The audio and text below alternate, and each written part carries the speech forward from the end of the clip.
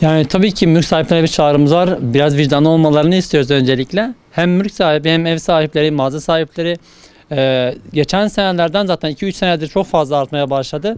Hani asgari ücrete göre artsalar gene bir lafımız olmayacak. Şu anda %300'lük bir kira artışları olmaya başladı. Çünkü yakında biz de kapatacağız. Yani esnaflar, karşıları kapatan çok fazla insan var. Hani mülk sahipleri, ev sahibi olanlar da eyvallah da evi olmayan insanlar ne yapacak? 3'ten 15'e çıkarmak nedir yani? Şu anda aynı bu şekilde sistemi işliyor. Devlet buna el atmazsa çok fazla sıkıntı yaşayacak. Vicdanlı olsunlar, devlet de biraz buna bir el atsa çok iyi olurdu.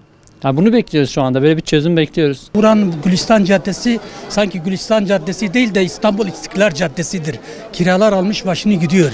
Yani bir an evvel yani bu işe birileri el atması lazım. Yani bu nedir, bu nereye kadar? Biz esnaf olarak hakikaten şu an mağduruz yani. Ya eskiden iyiydi, şu an yani her şey almış başını gidiyor. Fiyatlar yükselmiş.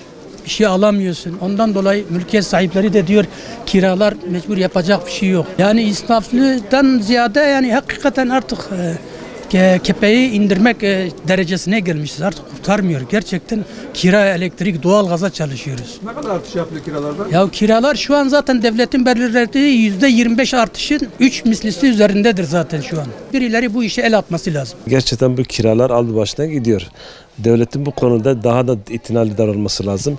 %25'i deyip de sonra %65'e çıkarması mülk sahiplerini ya şımarttı ya da hasar bilmezlik durumuna düşmüşler. O konuda bir şikayetimiz var. Ama maalesef yani tabiri caizse freni patlamış gidiyor. Esnaf teker teker arabalar kapanacak. Kepekler yavaş yavaş iniyor. Çünkü gider 5 ise gelir 3'tür. Buna kimse hazıra daha dayanmaz misali gider yani. %60'ı kiradır. Yani şimdi artık vicdanla cüzdan arasında kalmış bir şeydir. O da diyor ki enflasyon %100'dür, ben %80 yaparım diyor.